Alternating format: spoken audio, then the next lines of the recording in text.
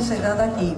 A gente sabe hoje, por todas as pesquisas de neurociências, que toda vez que você está com a atenção focada, com a atenção concentrada, ou seja, você está pleno no seu momento, o seu cérebro ele tem um outro funcionamento, ele gera outras substâncias bioquímicas importantes, em especial a ocitocina. Quando você está presente no seu presente, que você está vivendo, se permitindo as relações de afeto, a ocitocina se produz mais intensamente no seu organismo. E isso por si só já é um grande gerador de bem-estar, independente da doença em que você está.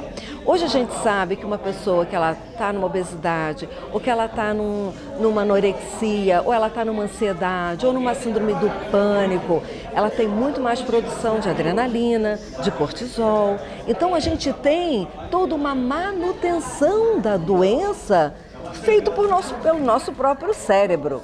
No momento que ela consegue concentrar-se, estar mais presente, ela começa a produzir uma série de substâncias que poderão aliviar dor, inclusive.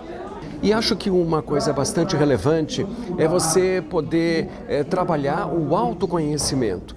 Pegar uma folha de papel e escrever quais são as suas fortalezas, os seus pontos fortes, aquilo que você é reconhecido de verdade pelo teu ambiente. O conjunto desses talentos substancialmente vai ajudar você a se fortificar e a enfrentar melhor os teus dilemas e as dificuldades do teu cotidiano. Há uma facilidade da gente chegar no final do dia achando que foi tudo difícil, que foi tudo ruim, que as coisas não deram certo. Mas se você for muito apurado, se você tiver assim um carinho consigo, você vai ver que coisas maravilhosas também aconteceram ao longo do dia. Então, fazer um elenco de coisas boas e ser grato por pelo menos 3 coisas que aconteceram nesse dia e projetar coisas que eu queira que aconteçam no dia seguinte.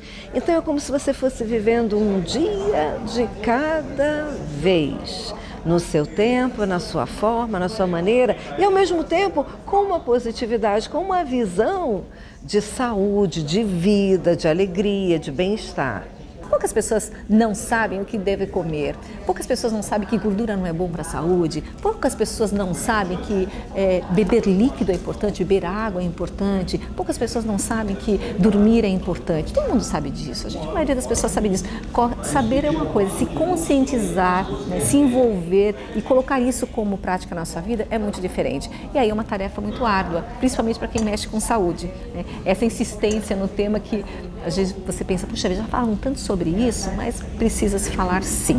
Precisa porque nós somos facilmente distanciados dessas nossas necessidades, né? Como eu falei, muita coisa nos puxando para outros campos e às vezes o essencial fica aí sem que eu possa me conscientizar, sem que eu possa incorporar essas verdades na minha vida.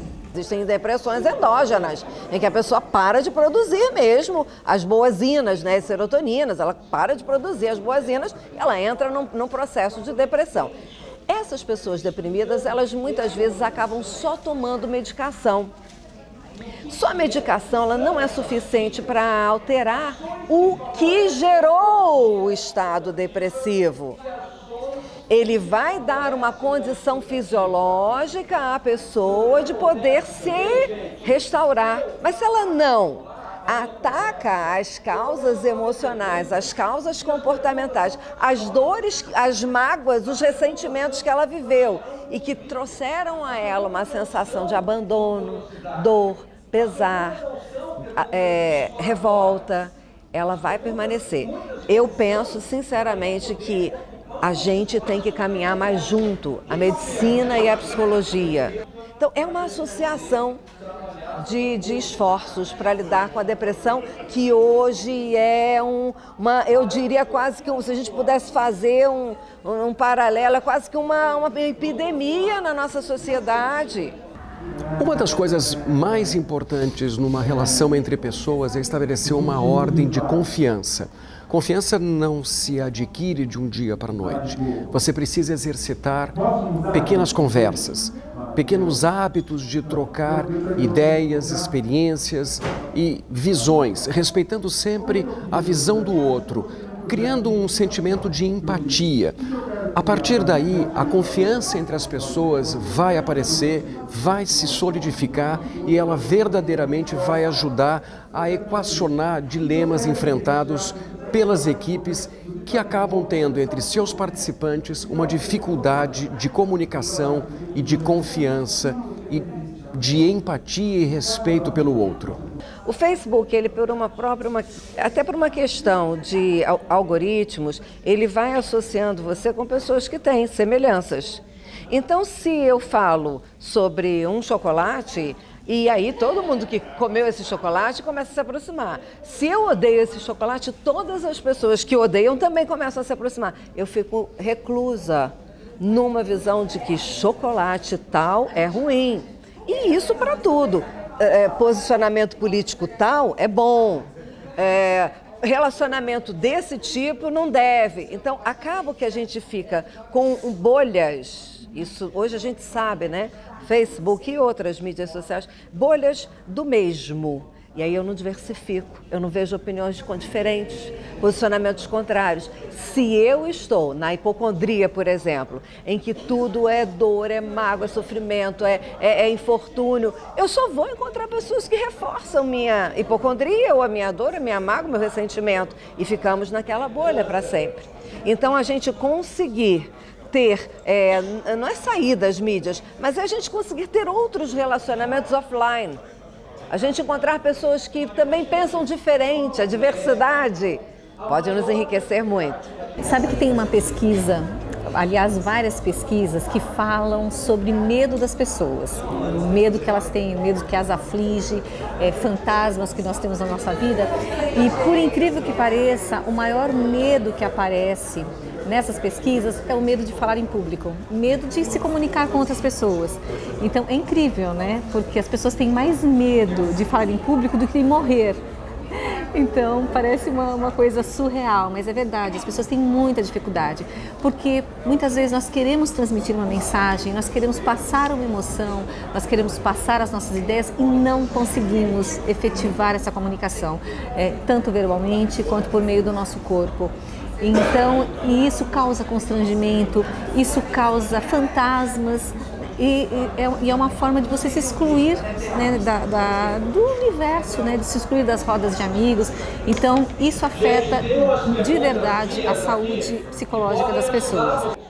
A longevidade tem a ver com uma pessoa que ela tem uma prosperidade, que eu diria de uma prosperidade social, emocional, e a pessoa longeva, ela não só tem mais amigos, como você ter mais amigos te leva a uma longevidade. Uma coisa interfere diretamente na outra. A gente hoje não tem mais dúvida sobre isso. Pessoas que têm relacionamentos interpessoais verdadeiros, não é aquele monte de gente que te liga no dia do aniversário. E eu costumo sugerir às pessoas que elas pensem assim, se você quer ter uma prova ou fazer um pequeno teste, se você é uma pessoa que tem amigos verdadeiros, avalia se um dia que você estiver sozinho em casa, às 3 horas da manhã, quem seriam as pessoas que correriam para atender você a esse horário. Esse é um pequeno teste. Se você tiver pelo menos 3 pessoas que correriam para te atender, se você ligar assim, olha, eu estou precisando, e as pessoas, pelo menos 3 pessoas, você é uma pessoa que tem amigos verdadeiros. Os nossos registros atuais, eles revelam que as pessoas estão se movimentando menos. Por mais que tenham academia, essas pessoas estão se movimentando menos. É muito mais fácil você ficar lá mudando o canal de TV ali no seu controle remoto, né? Nós nos movimentamos pouco. É muito mais fácil você pegar o carro e ir para algum lugar. Hoje nós temos outros meios de locomoção que é tudo muito fácil para você não precisar se movimentar. E o nosso corpo ainda continua com um histórico primitivo de que ele necessita se movimentar. Então essa movimentação é importante. Então eu sempre digo que a movimentação é importante para a comunicação, a alimentação é importante para a comunicação, o repouso é importante para a comunicação. Tendo essas necessidades básicas atendidas, vamos cuidar então de praticar, de falar sobre a articulação, da necessidade de pronunciar bem as palavras, desse ritmo que eu preciso ter na minha fala, mesclar um pouquinho a intensidade, mesclar um pouquinho a velocidade. Isso é a estética da fala, a estética da voz. Pensar no que eu quero dizer para as pessoas, né? Pensar nesse instrumento aqui que é a minha cabeça, que eu falei tanto. Esse instrumento aqui é poderosíssimo, que é por meio deles que eu capturo as informações, que eu me informo, que eu estudo, que eu estou atento ao que está acontecendo. E é ele a minha base para que eu possa, é nele que eu tenho o meu alimento para que eu possa passar a minha informação, que eu possa transmitir a minha mensagem. Né? Tudo isso é muito saúde, né? Tudo isso tem muito a ver com a nossa saúde. É um caso específico. A pessoa A chegava na empresa, cumprimentava B. Como B usava um aparelho de telemarketing, ela não ouvia a pessoa cumprimentar. Essa pessoa parou de falar com a que chegava, sob a alegação de que ela não me cumprimenta, eu também não vou cumprimentar. Por outro lado, essa pessoa que cumprimentava, como nunca ouvia uma resposta, parou de falar. Pararam de se falar por aproximadamente 3 anos. Até que um dia, numa reunião dentro da empresa, isso veio à tona. Não, mas você não me cumprimento. Eu te cumprimento, você que não me responde. Não, eu cumprimento, eu não ouço você. Bom, então se esclareceu que era uma maquinação das pessoas. Isso acontece dentro do casamento, isso acontece na relação com o filho, dentro da relação de professor com aluno.